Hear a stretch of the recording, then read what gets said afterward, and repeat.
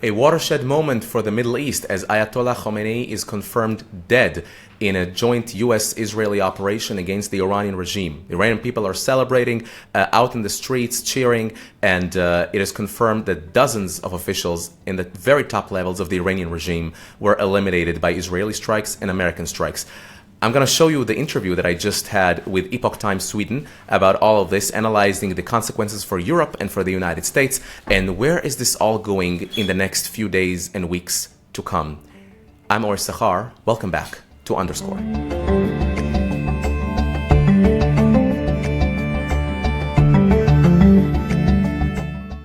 Or Yissachar, you are a senior fellow at the David Institute for Security Policy. You are a national security analyst and an expert on Iran. Welcome. Thank you, Carl. It's great to be with you. This has been quite a weekend. The Ayatollah is dead. What does this mean for Iran? Right, so this is a watershed moment for the Middle East. Certainly did rock the boat.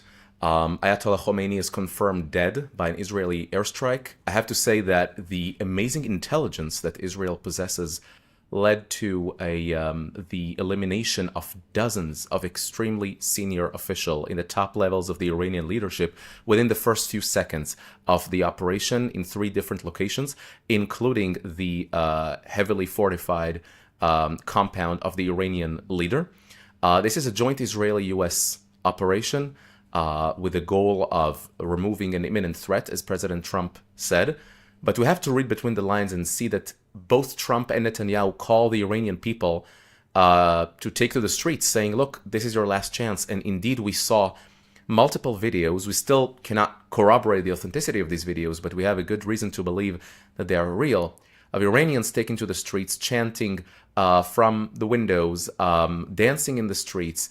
We have what they call modesty police, quote unquote, whose job is to arrest women who are not allegedly dressed in a sufficiently modest way. Those officers who are pushed away from metros and public places and by the masses.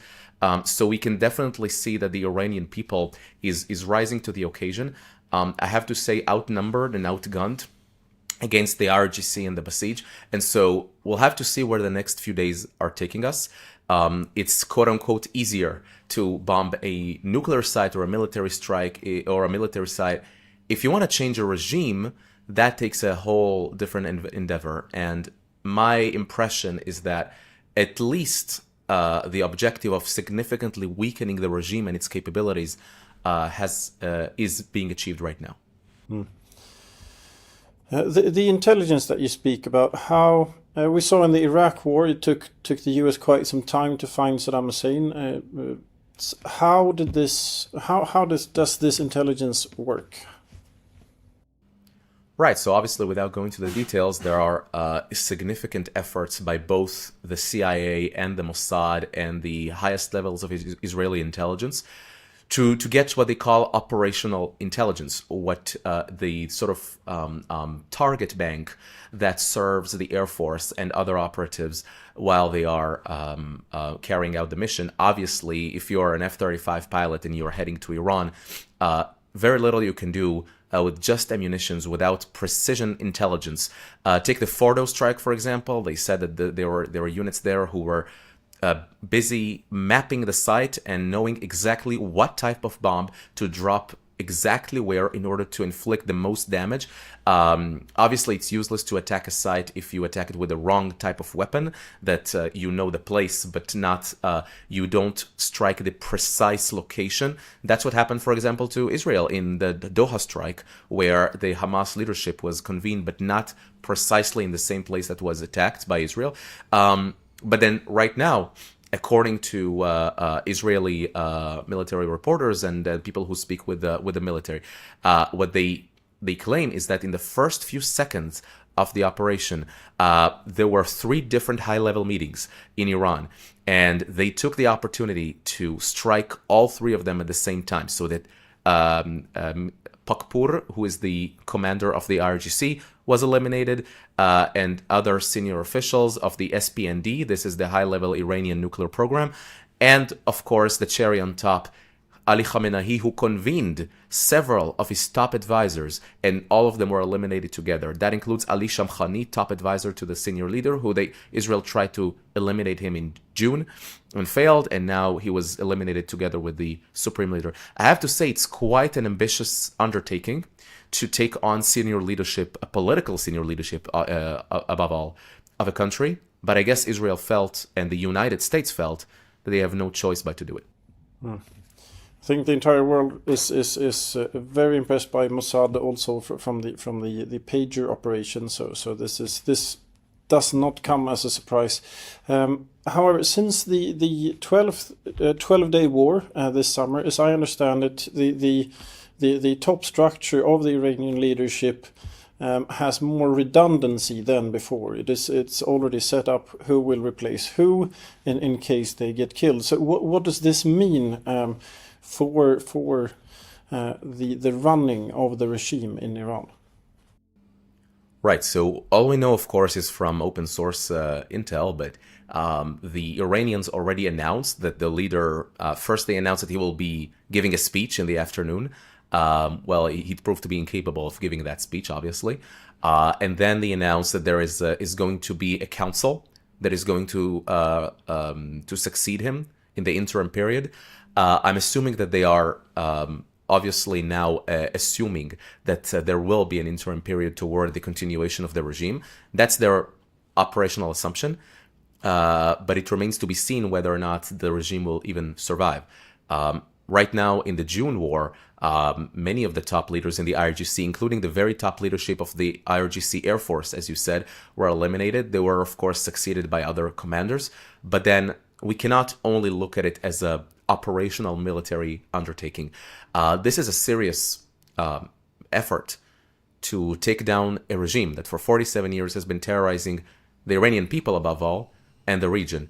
And I think the United States has made the decision not to pursue your everyday efforts.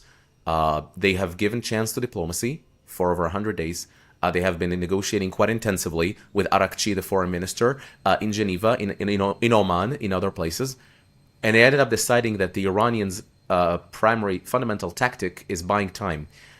They kept, putting up promises that they would consider seizing uranium enrichment for a limited amount of time, and they would go back to the negotiating table with a few days later with a renewed proposal and sort of fudge the negotiation process for perpetuity. And President Trump decided that this is not the Biden administration, this is not the Obama administration, we cannot compromise on fundamental issues. And they gave them quite a clear prospect, which is: you cannot enrich uranium, you cannot strive for a nuclear weapon, you cannot continue with your weaponization program, like to mount a nuclear material on a warhead of a missile.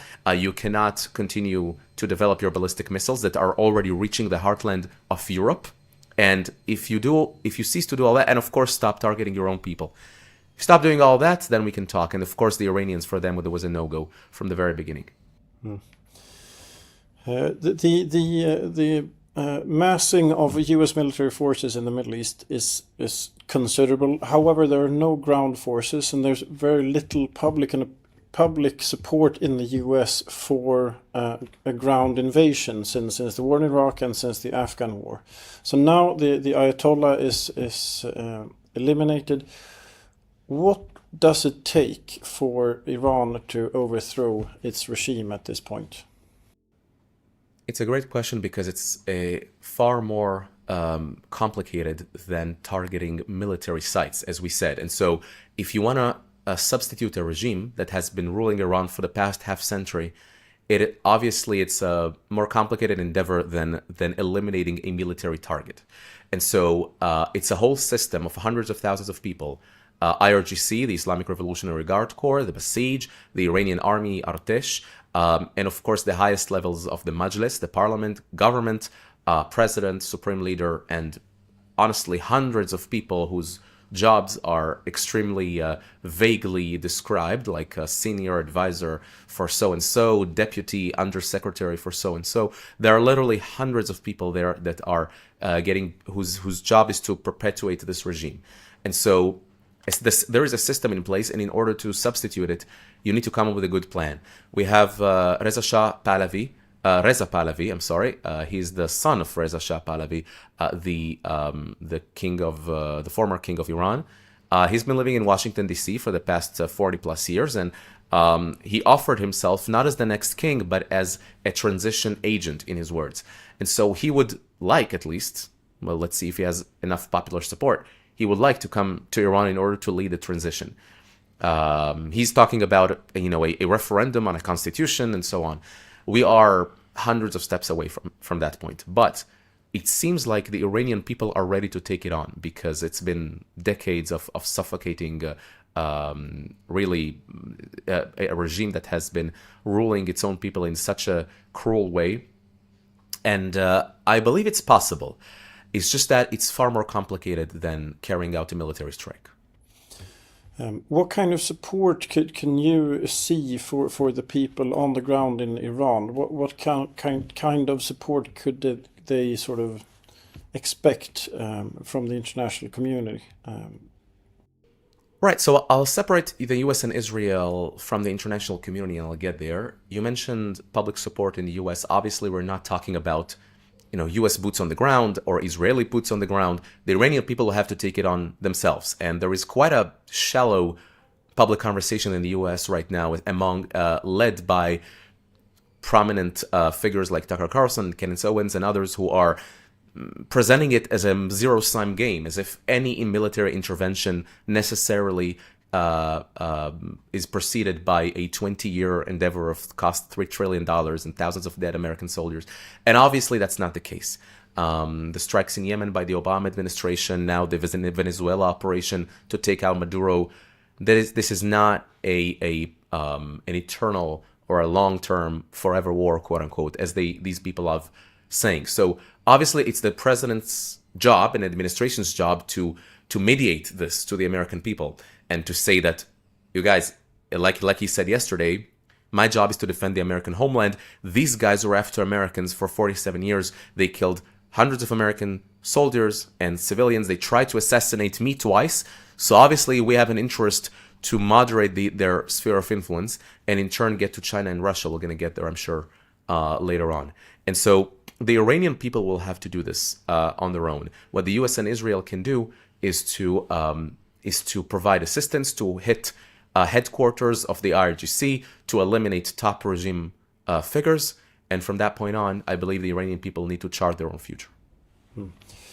What do you expect next from the Israeli Defense Forces and from the US military? We're expecting a campaign that's going to last at least a few days, if not weeks. The regime obviously is now launching hundreds and hundreds of projectiles at Israel and at the Gulf countries. I have to say this is quite an unprecedented moment where Gulf countries are seeing the full wrath of the Iranian regime's capabilities. They launched drones at Dubai and Abu Dhabi, 5-star hotels near the Burj Khalifa, at Bahrain, Kuwait, and Riyadh. These countries are peaceful. They did not seek to be part of this game. But now they are seeing that the Iranian regime is not, distinguishing some moderate Arab partners and the region or US and Israel just because they are hosting US forces.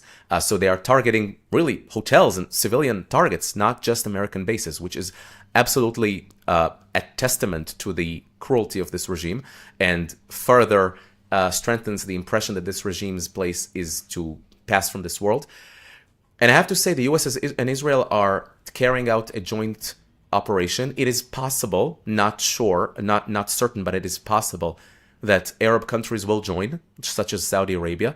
They have an interest to show their own people that they are striking back and hitting back after the regime has been hitting them so hard yesterday, but also in the past few years. And I have to say something else. This is a litmus test to the international community, who is really there to support the Iranian people and to support the United States and Israel. I have to say, the reactions on the part of the United Kingdom and France and other European nations were extremely, extremely disappointing. In fact, calling to stop everything, de-escalate, and go back to the negotiating table, it's an extremely childish suggestion with this Ayatollah regime. And honestly, I'm not just talking as an Israeli analyst. I'm trying to look at it from President Trump's perspective and say, are these my allies, Western Europe, who has been allegedly around the table with me, and now when I'm taking on this regime and denying the regime capabilities such as ballistic missiles that get all the way to Europe, I'm defending also Europe by doing this. This is their reaction. So it could be like a double tongue or a dual language game on their part. But honestly, this is not the time for this. This is a watershed moment for the Middle East and for the world. And it's a litmus test for every actor on the international stage to be pro-American or anti-American. And frankly, when President Trump looks at the world map, he sees Venezuela and Maduro, he sees Iran and Ayatollah Khamenei, and he says, I'm looking at the bigger picture. I cannot obviously strike China and Russia directly, militarily, so I'm going to topple the whole structure and topple these regimes one by one, these pro-Chinese, pro-Russian regimes in Venezuela, in Iran, and elsewhere. And suddenly the pro-Chinese, pro-Russian sphere of influence is depleting. We can see it very clearly, and honestly, I think Trump is taking a very activist foreign policy trajectory that is going to serve him well in the future. 80% of the Iranian oil exports are today going to China. They're also exporting drones to Russia to sustain Even the war. 90%. Yes. 90%. Oh wow. Also drones to Russia to support their war in Ukraine. What would a toppled regime in Iran mean for the global security balance? Absolutely. So first, the Iranians reportedly announced to ships that they are not allowed to cross the Straits of Hormuz. As you know, and as you mentioned, this is the passage, the maritime passage, where much of the world's oil supply passes from Kuwait and Qatar and other places. Of course, Qatar has no oil, but these extreme, the LNG and all of the other means to produce energy, Saudi Arabia and its ports. So obviously, it's a critical route. The Iranians themselves have not certainly done that. The US for sure told ships not to pass there, and I think for good reasons, so long as tensions are extremely high. The Houthis also reportedly announced that the Bab el-Mandeb in the Red Sea, those straits will be closed, and any ship trying to pass through international waters will be targeted. So all of that is in the level of reported announcements, and it remains to be seen. But obviously, it's going to affect the stock market. It's going to affect the oil market. And there is a reason. It's a funny thing that wars in the Middle East tend to take place on a Saturday, on a weekend after the stock market's closed, when allegedly everyone is supposed to take a day, like the weekend off. And we may be heading toward Monday when things will become a little more stabilized, maybe a few more days. But the Iranians will probably be deprived of much of their capabilities if it's the drone strikes of ships, if it's ground-to-sea missiles, all sorts of capabilities designed to block the straits. And when that happens, I'm sure that the U.S. will reopen this area. After the capture of Nicolas Maduro, we saw U.S. military forces seizing oil tankers belonging to the Shadow Fleet. Here in Sweden, we also have issues with the Russian Shadow Fleet. St. Petersburg is a big port for oil export for Russia. Do you think we will see Iranian tankers being seized by U.S. forces? It's possible. They tend to use shadow fleets, as you say, with different flags, often, without the consent of the third-party country. They are, as you know, are under sanction by the United States, and so they are not allowed, practically, they're not allowed to sell oil to any country with whom the United States is having business with. And so their way to circumvent it is to use shadow fleets, whether it is to China or other places. They're selling it reportedly for 15% discount to China, their oil exports. And so, as you said, 90% of the Iranian oil exports go to China. If Xi Jinping decides to, turn off the lights, that's it. The Iranian economy is going to collapse. And obviously, he's not doing it not because China is pro-Iranian as much as it is anti-American, and they, wisely for them, concluded that supporting Iran means weakening or rather disturbing the activity of the United States. And so over in Scandinavia and Sweden, in Europe, I'm sure that some of the ramifications will be evident, but then it is also a catalyst to seek alternative routes for energy, whether it is other countries such as Azerbaijan, Norway, Canada, whether it is to find other means of alternative energy production means. And in the end, we remember the OPEC oil embargo of the 1970s. We cannot let countries in the Middle East dictate the way of life of Europe. And I think this is exactly a good path that we're marching in to get rid of this regime. So, but how weakened would you say China and Russia becomes if the regime cannot deliver drones and oil anymore? So right now, as I said, China and Russia are the indirect targets of these strikes by the US and Israel. Think of Iran as a major partner for China and Russia. They signed on strategic partnerships with Russia over the course of the last summer, with China 3 years ago. Russia and China 4 years ago signed a strategic partnership between themselves for an unlimited area of cooperation. And so getting rid, quote unquote, of the Iranian regime will entail also weakening Russia and China in turn. For example, China buys 90% of Iran's oil, as you said, for quite the discount. This is going to disturb the ties that China has in the Middle East, whether it's the Belt and Road Initiative that China joined Iran to, or BRICS that Iran joined to, the alternate to the G7. All sorts of initiatives that are designed to substitute NATO. And you have to also take a look in Europe at Ukraine. In the Russia-Ukraine war, as you know, Iran has been an active participant for the past 4 years. Iran has been supplying Russia with Shahed drones and other drones that are also targeting Israel and in the Gulf countries right now. So you've got Iranian drones that are targeting civilians in the Gulf, in Israel, and in Europe, in Ukraine. And so Russia has been using Iranian drone technology. It has also established an Iranian-sponsored factory on Russian soil, on Russian territory, to manufacture thousands and thousands of these drones and ballistic missiles from Iran. It is also fair to say that as a partner, Iran supplies Russia with a passage, like they did, I'm assuming, during World War II, a passage of goods from the Persian Gulf all the way up north to Russia. So all of that is going to disturb Chinese and Russian sphere of influence in the Middle East, and in turn their efforts to undermine the American and European hegemony. Thank you very much. Iran is the hub for jihadi terrorism in the world. They were behind this October 7th attacks largely. Here in Europe, we saw 2 Swedes being killed in a terrorist attack in Brussels by a man who was largely radicalized by a psyop coming out of Iran that is claiming that the Swedish social services is kidnapping Muslim children. So we have had a significant terrorist threat against Sweden, not comparable with, of course, Israel, but a considerable terrorist threat on Sweden. We have a terrorist threat all over Europe. This is largely driven by Iran. How would you say that what's happening now in Iran? How does that affect the sort of global terrorist threat?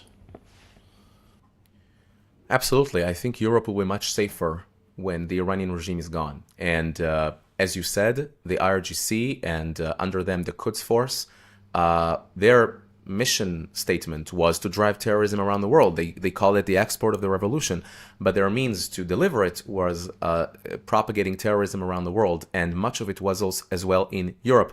Remember in 2013, the Bulgaria terror attack that killed several Israeli tourists on European soil. Remember how multiple Iranian plots on European soil were thwarted, be it in Denmark against Iranian dissidents, be it in Paris when former Vice President Mike Pence joined this Mujahideen Khalq conference, whether it is everywhere, really across Europe, as you said, in Sweden as well. The regime and the Quds Force underneath it, really, their mission statement was to hurt Jewish communities in Europe, and in turn to have this leverage over Israel, saying if you dare to strike Iran, we will target Jewish communities around Europe. But then they also used it in general as a means to harm Jewish communities because this is the fundamental nature of the regime. And they used it as a means to also intimidate and terrorize European decision makers coming to the negotiating table over the nuclear deal against the backdrop of terrorist attacks in Europe. They say, you know what, we don't want to mess with the Iranian regime. We're going to give them what they want. This is kind of an extortion method that the Iranian regime has been using. And I think this is why I said that the reaction on the part of some European leaders has been extremely disappointing. I would say quite behooving recalculation. The European Union is one thing, but the UK, France, strong European nations reacting in such an appeasing way is a testament to their unwillingness to face the threat head on. And to be honest, we can see the ramifications of mass irregular migration in Europe over the reactions of these governments, saying that, in my view at least, the presence of such an uncontrolled mass of migrants in their communities and the potential for eruption in so-called no-go zones and in the suburbs of these cities. We've seen recently in Paris, in Amsterdam, in London, these eruptions are an extremely complicating factor for those governments. They don't know how to deal with it. They don't know how to deal with a million people marching on the Westminster Bridge with the pro-Hamas flags and Palestinian flags. And they chose the path of appeasement. This is precisely the wrong path to choose. And as you said, Iran has been behind the October 7 attacks in Israel, where dozens of Europeans were also murdered and taken hostage. I just think that this is a time for Europe to recalculate and rethink its alliances around the world. You're saying in the long run, if the regime falls, the terrorist threat will, of course, disappear. But in Sweden, the Iranian regime is using criminal networks, two criminal networks as we know of, to target Israeli and Jewish interests. In the short run, while this war is happening, do you see an increased risk of terrorist attacks in Europe or other parts of the world? Potentially, yes. And this also behooves more vigilance on the part of intelligence agencies. The cooperation with the Mossad and other agencies in Israel is extremely tight. Israel has an interest to also help Europe to avoid terrorist attacks as part of the same Western alliance, but also to avoid harm to Israelis and Jewish people in Europe. And so the main priority right now is Iran itself. But in Israel, we are extremely vigilant for those, let's say, pro-Palestinian groups that may try to use the occasion that people, run to the bomb shelter dozens of times per day. The sirens keep going off and going off. To try to sabotage, and this is the role exactly of the domestic forces in Israel. And in Europe, the anti-terror squads and the intelligence agencies have to take it seriously, and they are, to really take a hard look at Shiite communities in Europe, but also in general, fundamental Islamist communities in Europe that are in general supportive of the Iranian regime. This really, as I said, Iranian regime on its way out of this world, hopefully. This also behooves Europe to take a renewed look at its alliances, to strengthen ties with Israel, with moderate Gulf countries, with the United States, of course, and to seize the appeasement policy toward migrant communities and Iran itself, because we haven't seen this contributing to the national security interests of Europe. On the inverse, it also led Europe to a weaker position strategically. In Germany, they have shut down mosques with links to the Iranian regime. Here in Sweden, they have cut funding to mosques with links to the Iranian regime. What do you think about what are your opinion on the threat awareness from European leaders at this moment? Very shallow and extremely unsatisfactory. And as you said, Sweden has been also under a terrorist attack correct me if I'm wrong, but in intercommunal or intergang fighting that led to a series of side bombs going off in Stockholm, in Malmö, for several years now, and it's been extremely dire. Yes, yes, but and this has then led to the evolution of that is that the Iranian regime is now using Swedish gangs to target Israeli and Jewish interests, which is catastrophic. But at the same time, we're seeing this criticism of the U.S. Israeli operation against Iran from European leadership. This is based on this criticism is based on international law. They're saying that what is happening now is in violation of international law. What is your opinion on that?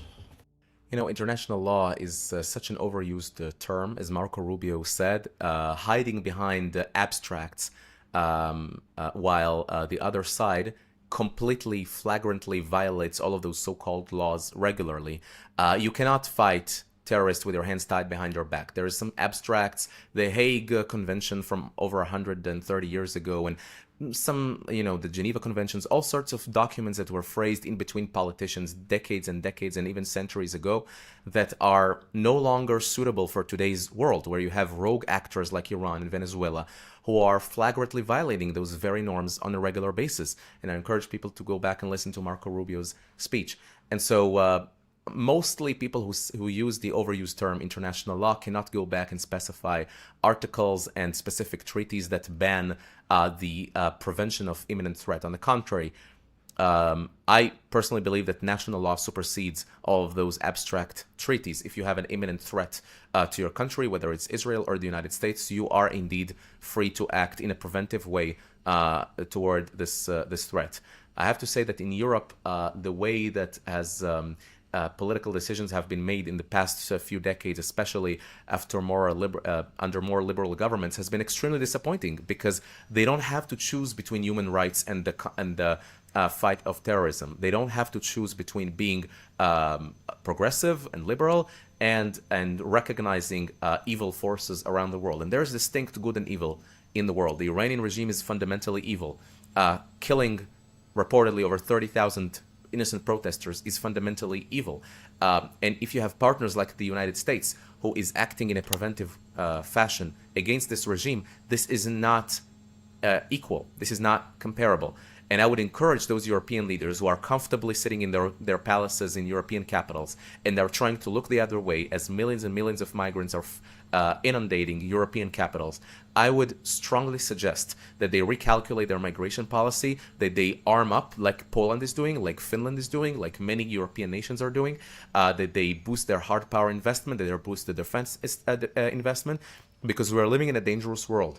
We've seen it with the Russia invasion of Ukraine. We've seen it with the Iranian invasion of the region. And, Israel and Europe are joining hands here as part of the same Western alliance against the rogue dictatorships of the world. I would strongly suggest to take a closer look. Remember European politicians in the past, even from your geography, let's put it this way, accusing Israel of terrorist attacks in Europe, instead of praising Israel for acting together to prevent those attacks, accusing Israel and the way it conducts its conflict with the Palestinians of terrorist attacks in Europe, sort of understanding and appeasing radical Muslims in Europe instead of taking it head on and distinguishing good and evil. So I would strongly suggest to take a closer look at how European leaders are choosing their allies around the world.